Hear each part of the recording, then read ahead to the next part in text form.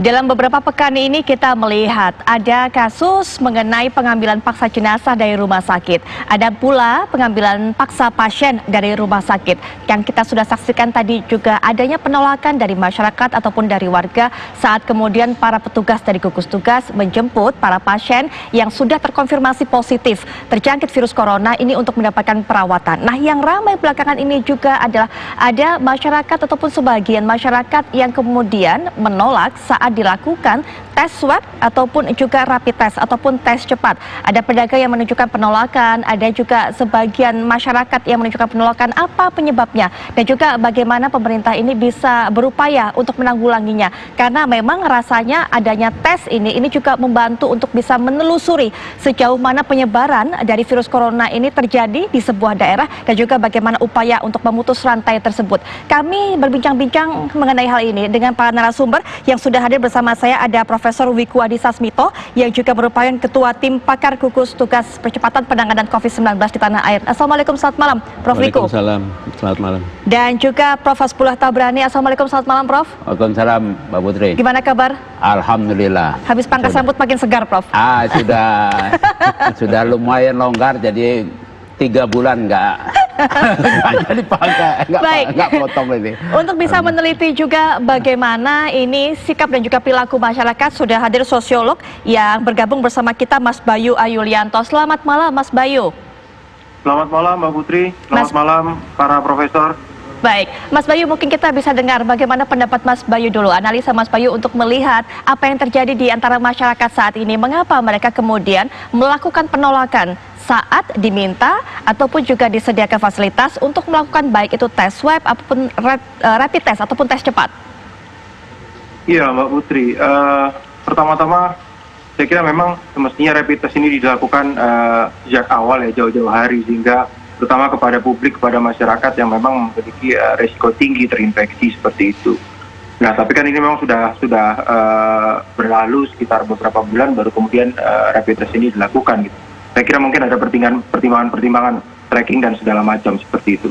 Nah, dalam konteks beberapa kasus ya, mereka kan kasus karena ada juga ternyata pasar-pasar yang ternyata mau juga ada rapid test ya, atau lokasi-lokasi yang ternyata masyarakat juga ada mau rapid test. Tapi juga ada tempat-tempat yang ternyata warganya atau anggotanya menolak rapid test. Tadi ada kasus yang pesantren, kemudian pasar, kemudian juga mungkin juga ada warga-warga dan yang lainnya. Nah, kalau kita lihat memang ada beberapa hal yang saya catat ya dari beberapa media, alasan yang diungkapkan oleh masyarakat ketika mereka menolak untuk melakukan rapid test gitu ya.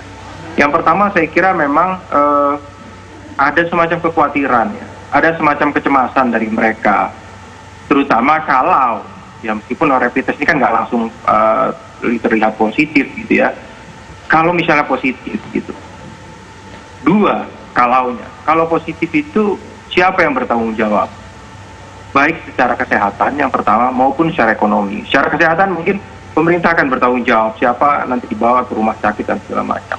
Tapi kemudian secara ekonomi seperti apa? Misalnya dia kepala rumah tangga atau kepala keluarga, siapa kemudian yang akan mengurus keluarganya, membayar biaya kontrakannya, cari makan untuk keluarganya setelah beberapa bulan penghasilan berkurang. Ini kan kekhawatiran yang muncul kalau mereka itu positif seperti itu.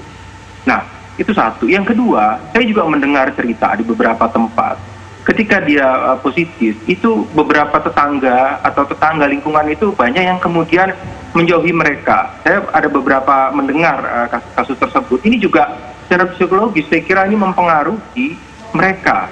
Itu resiko-resiko ini mempengaruhi mereka seperti itu. Nah, hal-hal seperti ini yang mestinya harus juga dipikirkan bagaimana jalan keluarnya.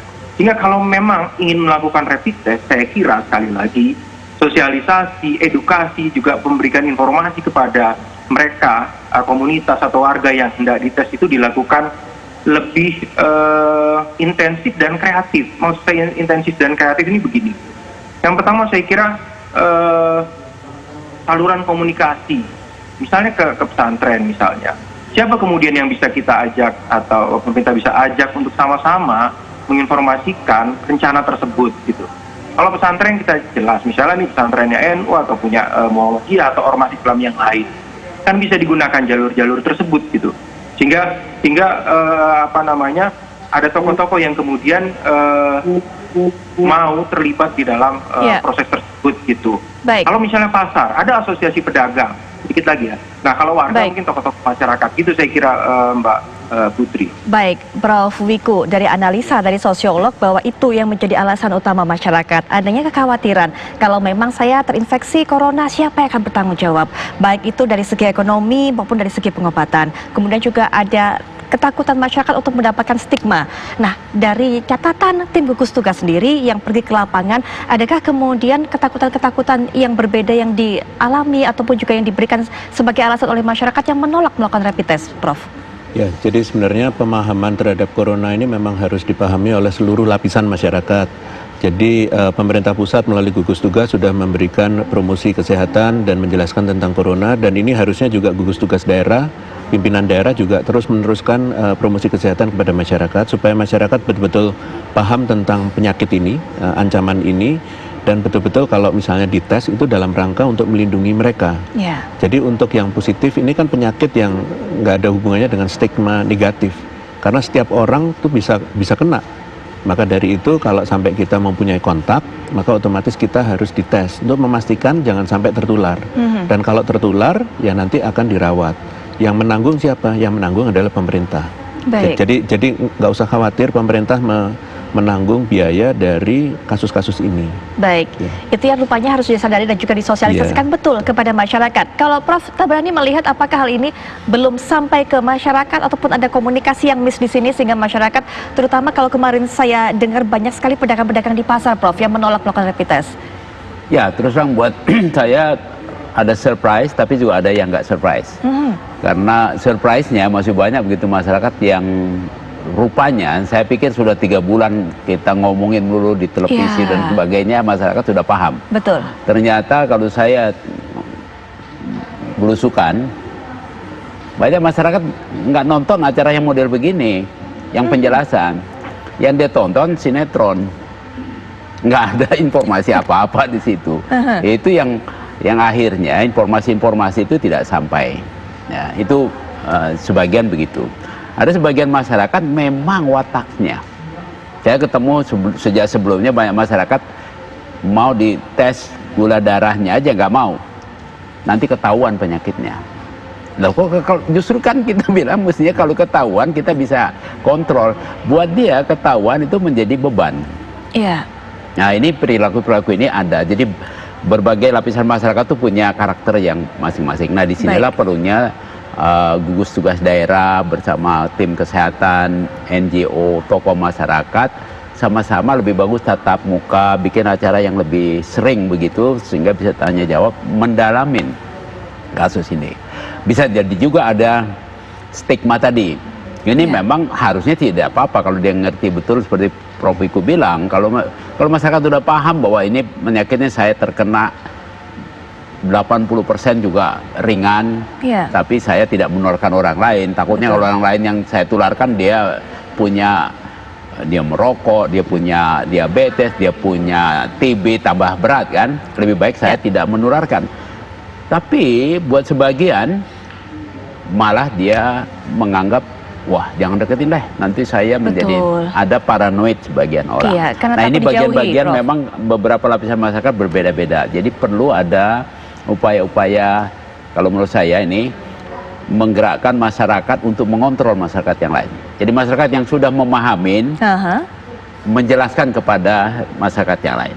Kalau ada yang misalnya menolak di rapid test atau di tes PCR, ya masyarakat yang dekat situ menegur temannya ini. Jadi jangan masyarakat kita juga cuek juga.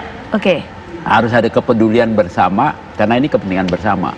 Nah itu yang perlu dibangun berarti. Harus ada kepedulian, harus ada juga mengenai pendekatan yang khusus, intensif dan juga kreatif. Nanti mungkin Mas Bayu juga bisa akan berikan tanggapannya lagi. Prof Wiku juga nanti akan memberikan informasi mengenai pendekatan apa saja yang selama ini sudah dilakukan ke berbagai kalangan, baik itu pedagang di pasar, masyarakat rumah tangga biasa ataupun juga kalangan pesantren untuk bisa kemudian informasi mengenai corona ini diterima dan juga dipahami betul oleh masyarakat. Tapi sebelumnya nanti setelah jeda kita juga akan berbincang-bincang dengan Mas Emil Dardak selaku selaku Wakil Gubernur Jawa Timur yang juga sudah melakukan rapid test secara massal di Jawa Timur yang juga ini berpengaruh terhadap angka ataupun jumlah kenaikan kasus setiap harinya. Nanti kita akan berbincang-bincang dengan Mas Emil Dardak, tapi setelah jeda berikut ini kami segera kembali.